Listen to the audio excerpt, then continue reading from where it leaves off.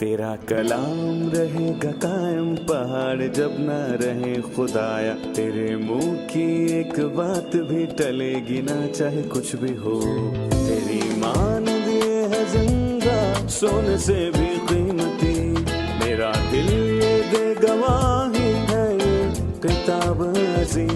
नाज़िल करे अपना कलाम, शिकस्ता दिलों को सुकून मिले, तारीखी दूर हो मेरी राहें रोशन कर।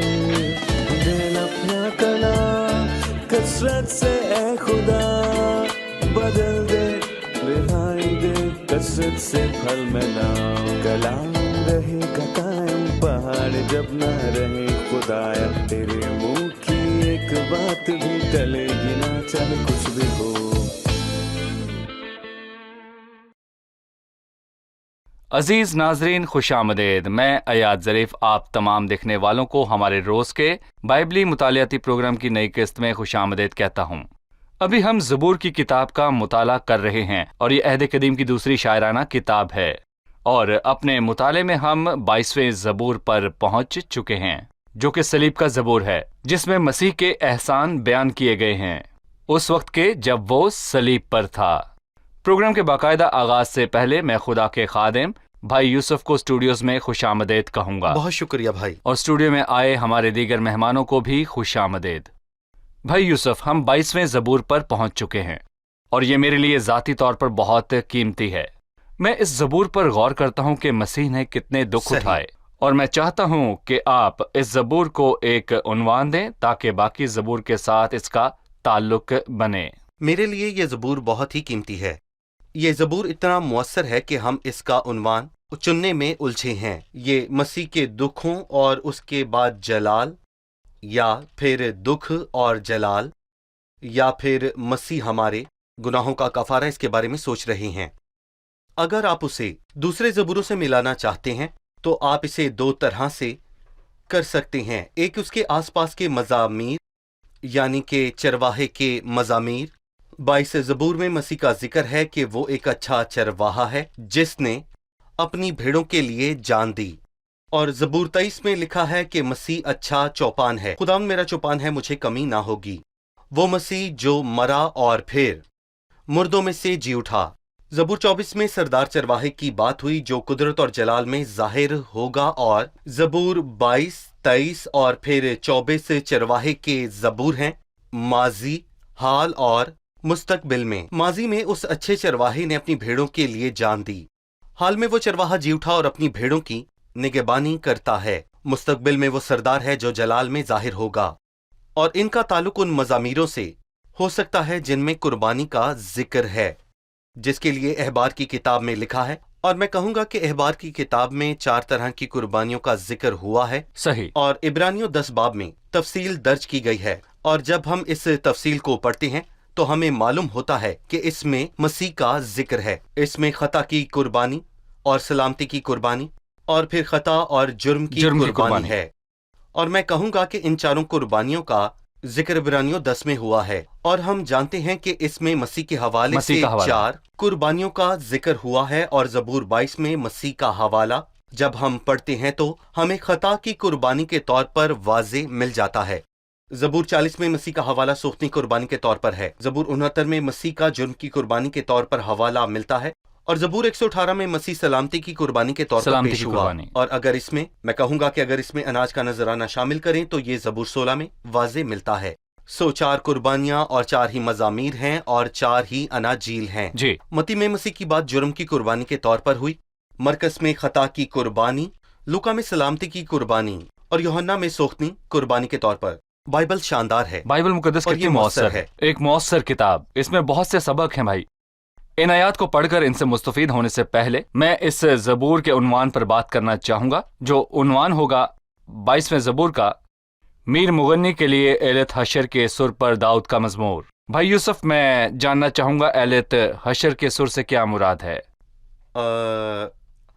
अयालत हशर एक शायराना इजहार है, और मैं कहूंगा कि इसका जिक्र बाइबल में इसके अलावा और कहीं भी नहीं हुआ। दाऊद एक शायर था, उसकी शख्सियत शायराना थी। इससे पहले कि खुदा ने उसे मसा किया वो चरवाहा था, और वो बैतलहम में था, اور بہت بار اس نے اپنی بھیڑوں کی گلہبانی کی اور وہ ساری رات ان کی گلہبانی اور نگہبانی کرتا رہتا تھا۔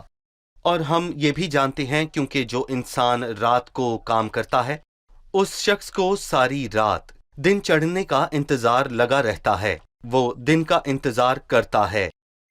جب داؤد نے یہ منظر دیکھا، مطلب کہ سورج ابھرتے دیکھا، وہ علاقہ پہاڑوں سے گھرا ہے اور اسی لیے سورج پہاڑوں کے پیچھے سے طلوع ہوتا ہے اور اس کی کرنیں ہرنی کی سینگ کی طرح بنی، اور اسی لیے یہاں ایالت حشر لکھا، یہ صبح کے طلوع ہونے کا، میں یہاں کہوں گا کہ خوبصورت اور شاعرانہ انداز ہے۔ اور کچھ لوگ کہتے ہیں کہ ہم سورج کو طلوع ہوتے دیکھتے ہیں، یہ ہرنی کے سینگ کی مانند ہوتا ہے۔ اور اس زبور کے حوالے سے کہیں تو مسیح نے صلیب اٹھائی اور اس وقت پوری زمین پر تاریکی ہوئی، اس نے اپنی جان دی اور قبر کی تاریکی میں چلا گیا۔ لیکن خدا کا شکر ہو، یہ زبور اس پر ختم نہیں ہوتا کہ مسیح قبر میں چلا گیا، بلکہ اس کا ذکر ہوا ہے کہ وہ مردوں میں سے جی اٹھا اور پھر سلطنت کرے گا۔ وہ پو پھٹنے کے وقت جی اٹھا، پو پھٹنے تک۔ ایلت حشر۔ بالکل ٹھیک ہے، ہم ایک وقفے کے بعد مہمانوں کے سوالات کے ساتھ حاضر ہوں گے۔ ناظرین، ملتے ہیں ایک چھوٹے سے وقفے کے بعد، ہمارے ساتھ رہیے۔ انجیل مقدس میں مسیح کی مصلوبیت اور اس کے واقعات بیان ہوئے، پر اس کے احساسات اور اس کے خیال زبور کی کتاب میں، خاص کر زبور 22 میں بیان کردہ ہیں۔ بہت سے مفسرین اور تجزیہ کار یہی کہتے ہیں کہ زبور 22 خداوند یسوع مسیح کے خیالات ہیں جب اس کو کلوری صلیب پر چڑھایا۔ میرا بھی یہی خیال ہے کہ مسیح کے ساتھ صلیبی کلمات کسی نہ کسی طرح اس زبور میں ظاہر ہوتے ہیں۔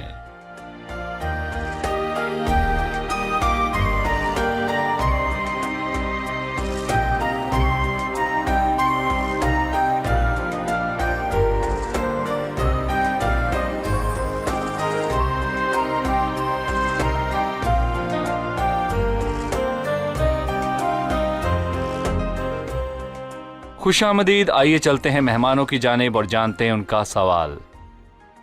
زبور کے شروع میں لکھا ہے، اے میرے خدا تو نے مجھے کیوں چھوڑ دیا؟ تو میری مدد اور میرے نالہ و فریاد سے کیوں دور رہتا ہے؟ اے میرے خدا، میں دن کو پکارتا ہوں پر تو جواب نہیں دیتا، اور رات کو بھی خاموش نہیں ہوتا۔ خدا نے مسیح کو کب چھوڑا؟ ان آیات کے کیا معنی ہیں؟ خدا نے مسیح کو کیسے چھوڑا اور اس نے فریاد کی، اے میرے خدا تو نے مجھے کیوں چھوڑ دیا؟ میں کہوں گا کہ یہ صلیب کے دکھوں کی انتہا ہے۔ بہت سے لوگ اس کو نہیں سمجھتے کہ مسیح نے باغ میں یہ دعا کیوں کی کہ اگر ہو سکے تو یہ پیالہ مجھ سے ٹل جائے۔ کیا مسیح موت کے دکھ سے ڈر رہا تھا؟ بلکہ میں یہ کہنا چاہوں گا کہ کئی ایسے شہداء ہیں جنہوں نے اپنی جان ہنستے ہوئے دے دی تھی۔ کیا مسیح ان شہداء سے کم اعتقاد یا پھر ڈر پھونکتا؟ میں کہوں گا ہرگز نہیں۔ لیکن یہ تجربہ نہ تو شہداء کو ہوا اور نہ ہی کسی اور شخص کو، کہ اس کو خدا نے چھوڑ دیا، اور اسی لیے اس نے یہ دعا کی کہ یہ پیالہ مجھ سے ٹل جائے۔ اے میرے خدا تو نے مجھے کیوں چھوڑ دیا؟ وہ ازل سے اس کے ساتھ تھا اور اس کی گود میں رہا، خدا نے اس سے محبت رکھی، پر جب وہ انسان بنا تو اسے چھوڑ دیا۔ وہ تعالیٰ کے پردے اور خدا قادر مطلق کے سائے میں سکونت کرتا ہے، اور میں یہ کہوں گا کہ یہ نہ تو ہمیں ابھی اور نہ ہی ابدیت میں سمجھ آ سکتا ہے، کیونکہ ہم اس کی فریاد کو سمجھ نہیں سکتے، سوائے اس کے کہ جس نے یہ خود بولا، یعنی کہ مسیح، اور خدا جسے اس نے یہ کہا کہ وہ اسے یہاں پہ کچھ اس طرح کہتا ہے کہ میری کچھ رائے ہیں، اور یہ مسیح کے ساتھ صلیبی کلمات میں سے ایک ہے، اور یہاں پر اسے لفظ با لفظ لکھا ہے، اور ہم سب یہ بخوبی جانتے ہیں کہ مسیح نے صلیب پر 7 کلمات فرمائے، جی، اور درمیان کا یعنی کہ چوتھا کلمہ، ان 7 میں سے بیچ کا کلمہ یعنی کہ یہ چوتھا کلمہ ہے، یہ 2 اناجیل میں بیان ہے، باقی سب کا ذکر کم سے کم ایک انجیل میں لازمی آیا ہے، اور پھر 3 کلمات کا ذکر لوکا کی انجیل میں ہوا ہے، صحیح، اور 3 کا ذکر یوحنا کی انجیل میں ہوا ہے۔ 3 اور 3 یہ 6 کلمات لوکا اور یوحنا کی انجیل میں ملتے ہیں۔ जबकि मत्ती और मरकस में इनका जिक्र नहीं हुआ, सिवाय इस एक के जो इन सब में से सबसे ज्यादा पाक, अहम तरीन और फिर अजीम तरीन समझा जाता है, और इसीलिए इसका जिक्र यहाँ पर 2 मरतबा हुआ। बल्कि मत्ती और मरकस की अंजील में ये बिल्कुल यूं ही कलमबंद हुआ है, जैसे कि यीशु अल मसीह ने अरामी जुबान में इसे कहा, बल्कि इसका यूनानी तर्जुमा भी दिया, इसीलिए ये अरामी जुबान में भी मिलता है। फिर इस जुबान में इसके क्या मानी है वो भी दिए गए हैं। लिखा है ए खुदा, ए इसको खुदा। इरामी जुबान में कैसे कहते हैं? जैसे कि कहा जाता है एली एली लमा शब्तनी।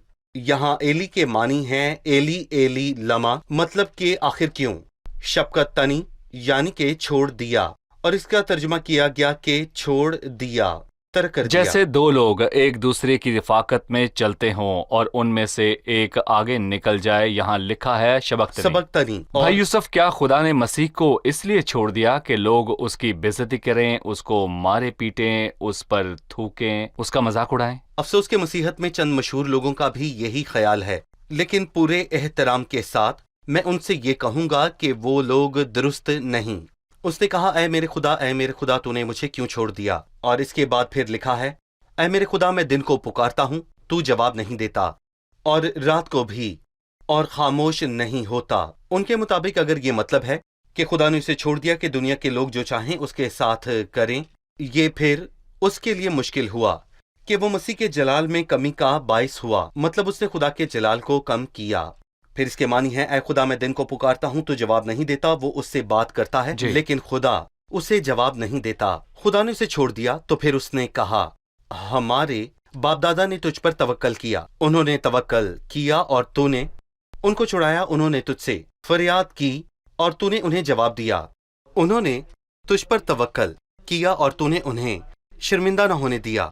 मतलब मैं तो बाप दादा जैसा नहीं जिन्होंने तुझ पर भरोसा किया और तूने उन्हें छुड़ाया। उन्होंने फरियाद की और तूने उनकी सुनी। तो मैं कहूंगा कि इसके क्या मानी है, क्या खुदा ने उसे वाकई ही छोड़ दिया? सही। इसकी वजाहत इस बात से होती है कि दोपहर से तीसरे पहर तक मुल्क में अंधेरा छाया रहा, मतलब कि हमारे वक्त के मुताबिक दोपहर 12 बजे से दोपहर 3 बजे तक अंधेरा था। सो ये दिन के दरमियान हुआ, सो दिन के दौरान अंधेरा छाया रहा, पूरा अंधेरा। सही। और चट्टानें तड़क गईं। आखिर ऐसा क्यों हुआ?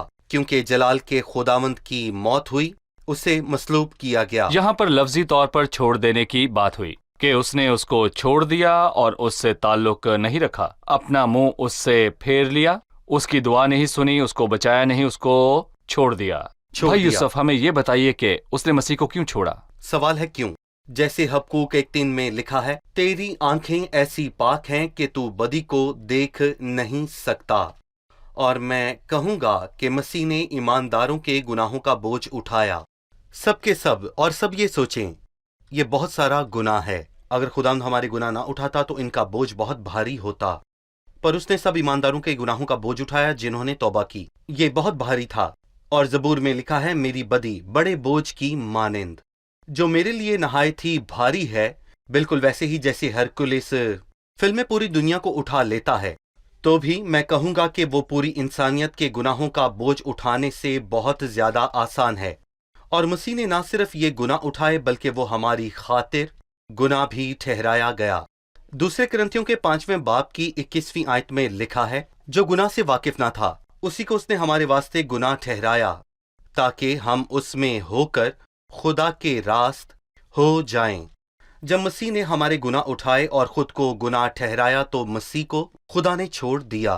खुदा ने उसको इसलिए छोड़ दिया क्योंकि उसने सबके गुनाहों का बोझ उठा रखा था। क्योंकि खुदा की आंखें ऐसी हैं कि बदी को नहीं देख सकती, सो खुदा ने उसको छोड़ दिया। भाई, अक्सर लोग अपनी दुआ में इस बात के लिए शुक्र करते हैं कि बाप ने उसको हमारे लिए छोड़ दिया। वो जानते हैं कि खुदा ने मसीह को छोड़ दिया, लेकिन मैं जानना चाहूंगा, उसने खुदा होते हुए छोड़ा या बाप होते हुए? नहीं, बाप ने मसीह को नहीं छोड़ा। और मैं यहाँ कहूंगा कि मसीह ने भी यूहन्ना के 16वें बाब में यही कहा, देखो वो घड़ी आती है बल्कि आन पहुंची कि तुम सब परगंदा होकर अपने अपने घर की राह लोगे और मुझे अकेला छोड़ दोगे। तो भी मैं अकेला नहीं हूँ, क्योंकि बाप मेरे साथ है। उसने कहा, बाप मेरे साथ है। और मैं कहूंगा कि पुराने अहद नामे की अगर हम रूह से कहें तो अब्राहम और इसहाक इकट्ठे गए।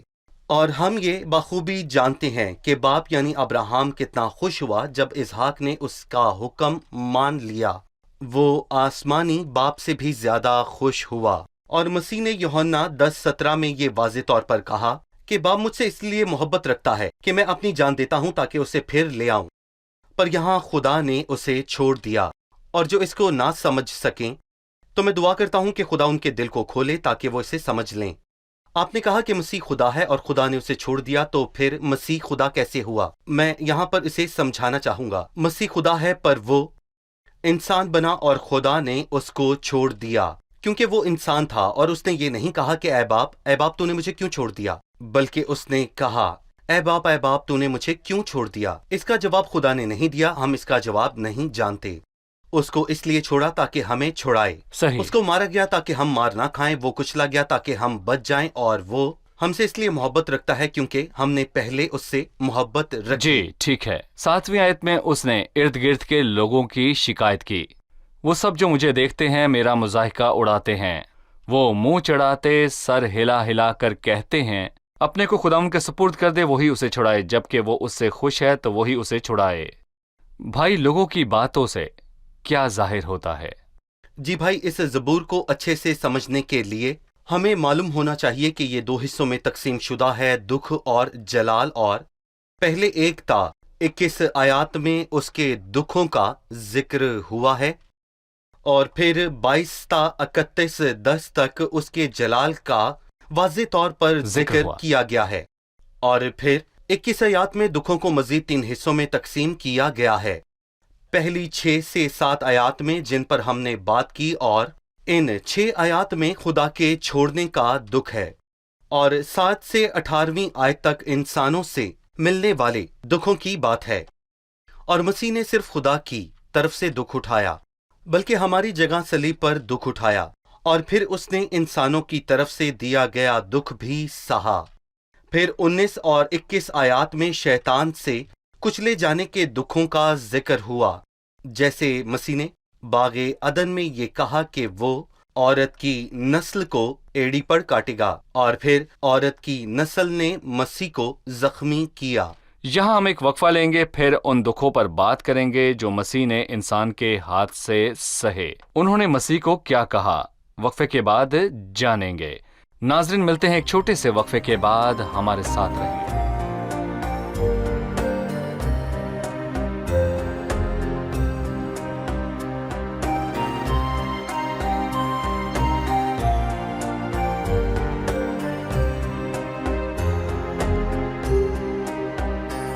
عزیز ناظرین، ایک بار پھر سے خوش آمدید۔ ہم زبور کا مکمل مطالعہ کرنے کے لیے دوبارہ حاضر ہیں۔ یہ صلیب اور مسیح کے جی اٹھنے کا زبور ہے۔ بھائی یوسف، وقفے سے پہلے ہم نے پوچھا اور آپ نے کہا تھا کہ 7ویں آیت سے 18ویں آیت تک مسیح نے لوگوں کے ہاتھ سے دکھ سہا، اور آپ ہمیں بتائیے کہ لوگ مسیح سے کیسے پیش آئے۔ اس زبور میں مسیح کے احساسات کا اظہار ملتا ہے؟ میں کہوں گا کہ 3 گھنٹے تک وہاں روشنی تھی اور لوگ آتے جاتے رہے، جی، اور لوگوں نے وہاں پر آ کر اس سے بات کی، اور پھر مسیح نے بھی ان سے باتیں کی، لیکن اندھیرا 3 گھنٹے تک رہا، اور پھر اس دوران نہ ہم نے کچھ سنا اور نہ ہی ہم نے کچھ پڑھا، وہاں بس اندھیرا تھا، اور ان 3 گھنٹوں میں کوئی بات نہیں ہوئی۔ اس دوران کیا ہوا؟ اس کو خدا کی طرف سے دکھ ملا، ہماری جگہ اس نے یہ سب سہا۔ اس سے پہلے کہ اس نے شہید کی طرح انسانوں کی جانب سے دکھ اٹھایا، جو کہ اس سے فرق ہے کہ اس نے خدا کے ہاتھ سے دکھ اٹھایا، مسیح نے ہماری جگہ دکھ اٹھایا اور لوگوں کی جانب سے دکھ اٹھایا ایک شہید کی طرح۔ اور یہاں پر میں یہ کہوں گا کہ پھر لوگوں نے پتہ نہیں اسے کیا کیا کہا، کہ اس کی انہوں نے ذلت اور بے عزتی کی، اور کوئی چیز باقی نہ رہی جو لوگوں نے مسیح کے ساتھ اس وقت نہ کی۔ لوگوں کے دکھ، اگر آپ چاہتے ہیں تو میں ان کو پڑھ کر سنا سکتا ہوں، اگر آپ نہیں چاہتے تو آپ مجھے روک سکتے ہیں، کہ صرف 7 آیات ہیں۔ وہ سب جو مجھے دیکھتے ہیں میرا مذاق اڑاتے ہیں۔ اگر کوئی ایک شخص بھی آپ کا مذاق اڑائے تو آپ کو دکھ ہوتا ہے، اپنا راز ہو جاتے ہیں، لیکن مسیح نے کہا وہ سب جو مجھے دیکھتے ہیں میرا مذاق اڑاتے ہیں، اور وہ منہ چڑھاتے اور وہ سر ہلا ہلا کر کہتے ہیں۔ اور پھر 8ویں آیت میں لکھا ہے انہوں نے خدا کو چیلنج کیا، اور मसीह को चैलेंज किया। जबूर 16 में ये वाज़े तौर पर लिखा है, ऐ खुदा मेरी हिफाजत कर क्योंकि मैं तुझ ही में पनाह लेता हूँ।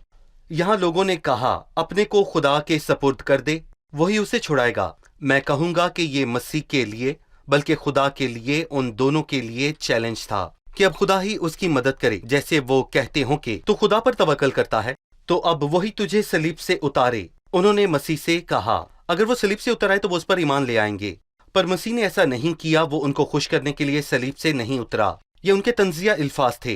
इसके बाद उसने उनसे ये कहा, बहुत सारे सांडों ने मुझे घेर लिया है, बेसन के जोरावर सांड मुझे घेरे हुए हैं और फाड़ने और गरजने वाले बब्बर की तरह अपना मुंह मुझ पर पसारे हुए हैं। जब मसीह ने लोगों को कहते सुना, इसको नहीं बल्कि बराबा को। बराबा एक कातिल था, बराबा डाकू। लोगों ने एक कातिल को कबूल किया और उसको रद्द किया जिसने मुर्दों को जलाया। और ये क्या मंतक हुई? उसने कहा वो मुझ पर अपना मुंह पसारे हुए हैं क्योंकि कुत्तों ने मुझे घेर लिया है। बदकारों का गिरोह मुझे घेरे हुए है, वो मेरे हाथ और मेरे पांव छेदते हैं और मैं अपनी हड्डियां गिन सकता हूँ। वो मुझे ताकते और घूरते हैं। वो उस सलीब पर हमारी खातिर बरहाना लटकाया गया सारा जलाल उसको मिले। वो मेरे कपड़े आपस में बांटते हैं, वो मेरी पोशाक पर कुर्रा डालते हैं। यानी ऐसी कोई खौफनाक बात या फिर बुरी चीज बाकी ना रही जो कि उन्होंने मसीह के साथ ना की हो। उन्होंने हर बुरा काम किया, उसे जिल्लत दी। भाई यूसुफ 14वीं आयत में उसकी कमजोरी जाहिर हुई। मैं पानी की तरह बह गया, मेरी सब हड्डियां उखड़ गई, मेरा दम मोम की मानिंद हो गया, वो मेरे सीने में पिघल गया। मसीह की इस हालत पर आप अपनी राय दीजिए। आगे लिखा है, मेरी कुंवर ठीकरे की मानिंद खुश्क हो गई। मेरी एक कुंवर। ठीकरे की मानिंद जिसे बच्चे फेंकें तो वो ठीकरा टूट जाता है और बहुत ज्यादा कमजोरी हो जाती है। दूसरे करंथियों के 13वें बाब में लिखा है, हाँ वो कमजोरी के सबब से मसलूब किया गया, कमजोरी के। और मैं कहूंगा कि अगर आप इसका निशान पढ़ें तो बाइबल मुकद्दस शानदार बेशक। है। बिल्कुल। अब्राहम ने जिस मेंढे को झाड़ियों में देखा, जिसका पैदाइश जिक्र 22वें बाब पैदाइश के 22वें बाब में है, दरअसल उस मेंढे के सींग झाड़ियों में फंसे हुए थे। जब मेंढे के सींग फंस जाएं तो उसके पास कोई कुव्वत नहीं होती, उसके नाखून या फिर दांत नहीं होते, बल्कि उसकी ताकत उसके सींग हैं।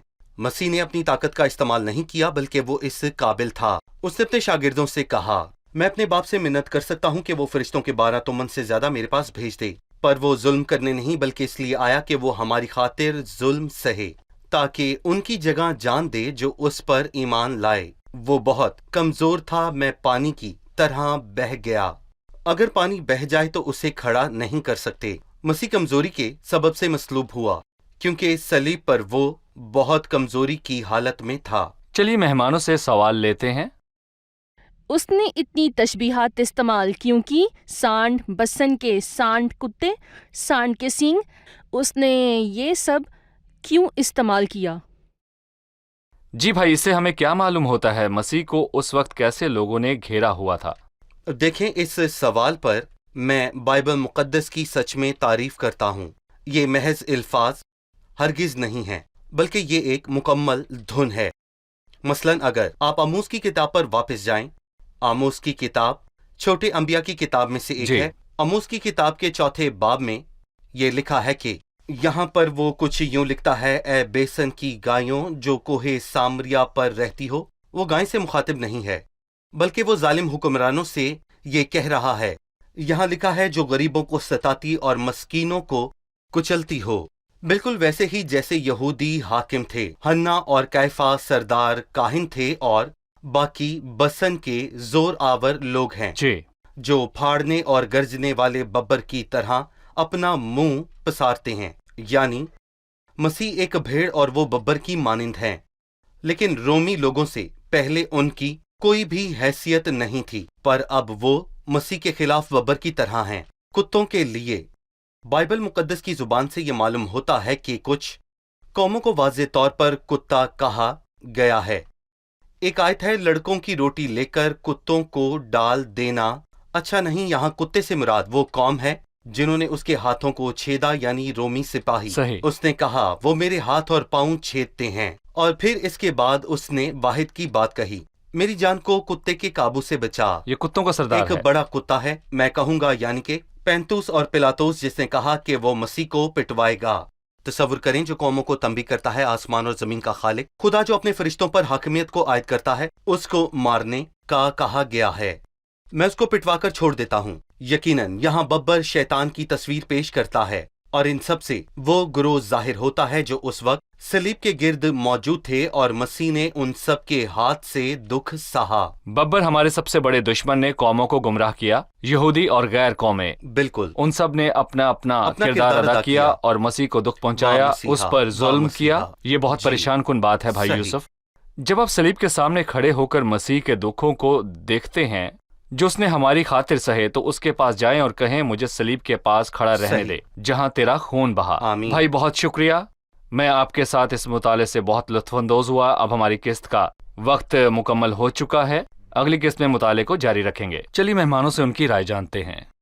جب میں یہ آیت سنتی ہوں، اے میرے خدا تو نے مجھے کیوں چھوڑ دیا، تو مجھے یہ آیت یاد آتی ہے، کون ہم کو مسیح کی محبت سے جدا کرے گا؟ خدا نے اس کو اس لیے چھوڑ دیا کہ پھر کوئی ہمیں مسیح کی محبت سے جدا نہ کر سکے۔ ایک اور بات بھی ہے، جب لوگ ہمیں کافر یا ایسا کچھ کہیں تو میں بہت ناراض ہوتی ہوں، یعنی کچھ بھی کہیں پر ایسا نہیں کہ ہم خدا کو نہیں جانتے، پر چونکہ لوگوں نے تو مسیح کو بھی نشانہ بنایا کہ اپنے کو خداوند کے سپرد کر دے، وہی اسے چھڑائے، تو مجھے بھی یہ شرف حاصل ہوا کہ لوگ میرے اور خدا کے رشتے پر سوال کریں۔ جی ٹھیک ہے۔ میں خداوند کا شکر کرتا ہوں، ایک گیت ہے، اس کی محبت کا کیا ثبوت ہے۔ ہمارا عظیم چھڑانے والا، اس نے صلیب پر ہمارے لیے مار کھائی، مسیح نے ہمارے لیے کس قدر دکھ اٹھایا، ہمیں چاہیے کہ اپنی زندگیاں اس کے لیے وقف کر دیں۔ جی صحیح، جی بھائی۔ پہلا انسان گناہ میں گرا، یہ شرمناک اور معلوم بات ہے، پر خداوند نے ہمارے شرمساری اور لعنت کو لے لیا اور صلیب پر ہمارے گناہ اٹھائے۔ شکریہ، خداوند آپ سب کو برکت دے۔ شکریہ بھائی یوسف، خداوند آپ کو برکت دے۔ عزیز ناظرین، میرے لیے سب سے قیمتی الفاظ وہی ہیں جو مسیح نے کوہ کلوری پر دکھ سہتے ہوئے کہے تھے، اے میرے خدا تو نے مجھے کیوں چھوڑ دیا۔ خدا نے مسیح کو چھوڑا کیونکہ خدا پاک ہے، پر مسیح نے ہمارے گناہوں کا بوجھ اٹھایا انسان ہونے کی حیثیت سے۔ خدا نے اس کو چھوڑ دیا، اس کی مدد نہیں کی۔ اس نے کہا ہمارے باپ دادا نے تجھ پر توکل کیا اور تو نے ان کو چھوڑایا، پر میں تو کیڑا ہوں، انسان نہیں۔ خدا نے اس کو چھڑا دیا تاکہ آپ کو ابدی نجات حاصل ہو جب آپ مسیح کو اپنا شخصی نجات دہندہ قبول کر لیں۔ صلیب کا معاملہ یہ نہیں کہ یہودی یا رومی اس پر غالب آئے اور تعداد میں زیادہ تھے اس لیے وہ مسیح کو صلیب دینے کے قابل ہوئے، ایسا ناممکن ہے۔ کائفہ یا پلاطوس نے مسیح کو جب گرفتار کرنے کا حکم دیا تو یہ بھی مسیح کی مرضی سے ہوا۔ اس نے کہا میں تم سے کہہ چکا ہوں، میں ہی ہوں، انہیں جانے دو۔ اس نے خود کو موت کے سپرد کیا۔ صلیب پر وہ بالکل ایسے تھا جیسے ایک مینڈھا اپنے سینگ سے جھاڑیوں میں پھنسا ہو۔ عزیزو، یہ اس کی اپنی مرضی سے ہوا کہ وہ ہماری خاطر صلیب پر چڑھے۔ اس کی مرضی تھی کہ وہ سب انسانوں کی بے عزتی اور ذلت کو اپنے اوپر لے لے اور ہمیں عزت بخشے، ہمیں قیمتی بنائے۔ لہٰذا عزیزو، اس کو اپنا شخصی نجات دہندہ قبول کیجیے۔ ہم صلیب کے کام اور اس کے بعد کے کاموں پر بات جاری رکھیں گے۔ کیا صلیب اس کہانی کا اختتام ہے؟ نہیں، بلکہ ایک اور سنہری باب موجود ہے جو ہم اگلی قسط میں جانیں گے۔ اسی کے ساتھ ہمیں اجازت دیجیے، اگلی قسط میں آپ سب سے پھر ملاقات ہوگی۔ خدا آپ کو برکت دے۔